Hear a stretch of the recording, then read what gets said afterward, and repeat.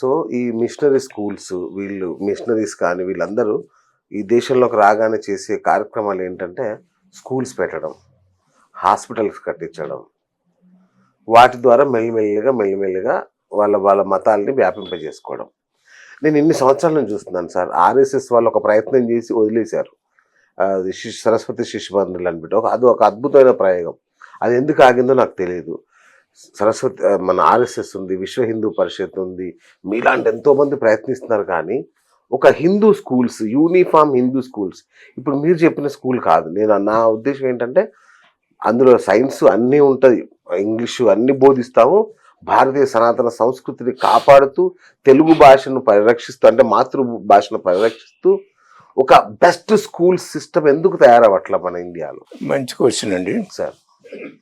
నేను చాలాసార్లు ఇది రేజ్ చేశాను ఇష్యూ. ఎందుకంటే క్రిస్టియన్స్కి ఇండిపెండెన్స్ వచ్చిన కాడ నుంచి వాళ్ళకి ప్రివిలేజ్ ఇచ్చారు. You can start your Christian schools and then 50% ఏమో మెరిట్ బేస్, 50% ఏమో యువర్ డిస్క్రిప్షన్. ఈ 50% డిస్క్రిప్షన్ ఎవరికి ఇస్తున్నారు? ఎవరైతే క్రిస్టియన్ అయితే వాళ్ళు. అంటే medical schools, engineering schools, other schools ఉన్నాయి కదా. సిన్స్ ఇండిపెండెన్స్ అంటే 1947 నుంచి just imagine how many thousands of people went to these schools, got converted to Christianity and promoting Christianity. 1947 నుంచి we are talking about. Yes. ఏమండి? So that means millions of people got converted to Christianity in order to get the admission into these schools. Correct. So even though Modi garu kontamandi they stopped this the flow of money because FCRI rules అయినా కానీ money flow has not changed. ఎందుకంటే all these people who got educated in the Christian schools they realise okay they stopped కదా, then we will go to give the cash. Every doctor, Christian doctor, they will come to the US with a bag of dollars and then fund all the schools, build churches. అంటే ఇది మీ పర్సనల్గా money కదా ఇప్పుడు. So ఇప్పుడు ఒకసారి క్రిస్టియన్గా అయిని ఒకసారి డాక్టర్గా అయిన తర్వాత ముందుగా మీకు రిజర్వేషన్స్ ఉన్నాయా, ఎందుకు అయ్యాను అది ఇది. After you get your education then you start practising అంతా అయిన తర్వాత మీకు ఉంటుంది కదా అది, అయ్యో దానివల్ల కదా నేను డాక్టర్ అయ్యాను. అంతే. మీరు ఏదన్నా అనుకోండి, కరెక్ట్, దానివల్ల కదా. అది మనసులోంచి పోదండి. తిరిగి ఇవ్వడం అనేది, ఆ కృతజ్ఞత అనేది ఎలాగైనా ఉంటుంది. సో వాళ్ళు they are coming every day. I know so many people who come and give so much money. In fact, they may be giving more money than FCRI and all those things. So it never stopped. Construction is going on. Collector permission ఉండాలండి. Okay, collector permission లేకుండా villages లో చూడండి ఎన్ని churches వస్తున్నాయి. అవునా? ఊర్లో ఒక్కదానికి కూడా పర్మిషన్ ఉండదు. Why government is not taking interest అండి? అంటే you are mortgaging the whole country కదా. Correct sir. కంట్రీనే నాశనం చేసేస్తున్నారు. ఎందుకు? నా సెల్ఫ్, నా పవర్ కావాలి, మీ అంటే మన హిందూస్ లో మీ నేను నాకు ఏదన్నా ఉంటేనే దగ్గరికి వస్తా, లేకపోతే నాకేం సంబంధం లేదు. అట్టా పరిస్థితిలో అయిపోయామండి. అంటే Hindus are becoming more of a problem than other religions. హిందూకి హిందువే శత్రువు, ఎనిమీ విత్ ఇన్ అంటారు కదా. మన హిందూసే have become our own enemies in destroying our own culture. Literal గా we are looking at in our own lifetime we are seeing all this thing.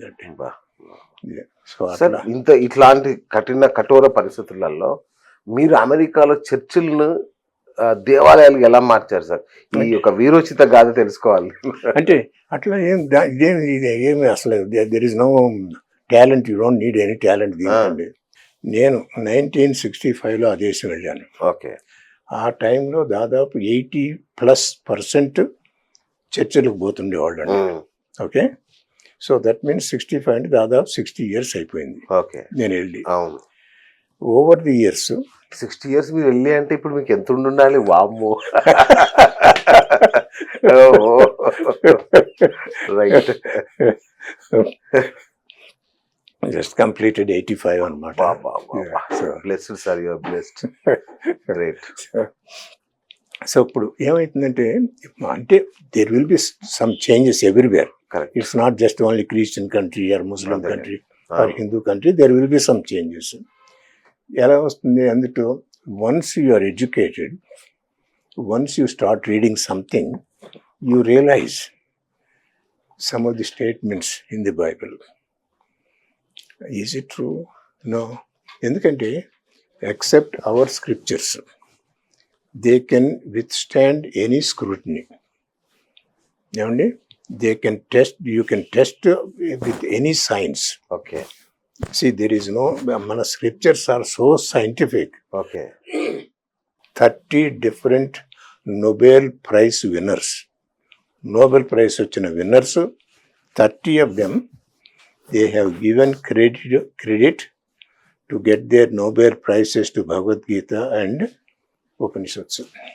30. ఏమండి?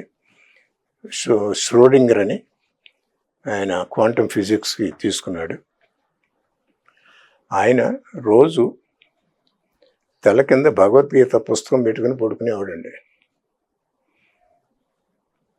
భగవద్గీత పుస్తకం ఎందుకంటే అందులో అటువంటి మెసేజ్ ఉంది, దాని వైబ్రేషన్స్ నాకు బుర్రకు ఎక్కుతాయి కదా అన్న ఉద్దేశంలో ఆయన పెట్టుకుని పడుకునేవాడండి. వాళ్ళ కుక్క పేరు వేద. అంటే ఒక్కొక్కల చరిత్ర చూసి అంటే ఎంత ఇంటెలిజెన్స్ ఉన్నా కానండి యూ గెట్ స్టక్, ఎక్కడో ఆగిపోతుంది. అయ్యో ఏం చేయాలి అంటే యూఆర్ గ్రేట్ స్కాలర్, ఏమంటే యూఆర్ బిగ్ సైంటిస్ట్, ఎంత అయినా కానీ యూ క్యాన్ డూ ఎవ్రీథింగ్ అనమాట. ఎక్కడో ఆగిపోతారు. అరే ఏం చేయాలి, నెక్స్ట్ స్టెప్ ఏమిటి అనుకుంటుంటారు. Then you open Bhagavad Gita or Upanishad, within మినిట్స్లో ఒక స్పార్క్, దిస్ ఇస్ ఇట్ అంటారు, క్లోజ్ చేస్తారు, పోతారు. They will complete their research and get the Nobel prizes. So అటువంటి గ్రంథాలు మనకు ఉన్నాయండి. అటువంటి వాళ్ళని మనం డినై చేస్తున్నాం. We don't want to learn these things అండి. సో అటువంటి పుస్తకాలు మనకుంది. సో నేను చెప్పేది ఏమిటంటే మనది ఎవ్రీథింగ్ ఈజ్ దేర్. మనది spiritual, philosophical, religious, scientific. Tell me which one you don't like in this. మీరు ఏ ఇంట్రెస్ట్ ఉన్నా కానీ it will fit in to one of these 4 things కదా. అటువంటి వాటిని మనం ఎందుకు యూజ్ చేయట్లేదు? ఎందుకు వీఆర్ నాట్ టేకింగ్ ప్రైడ్?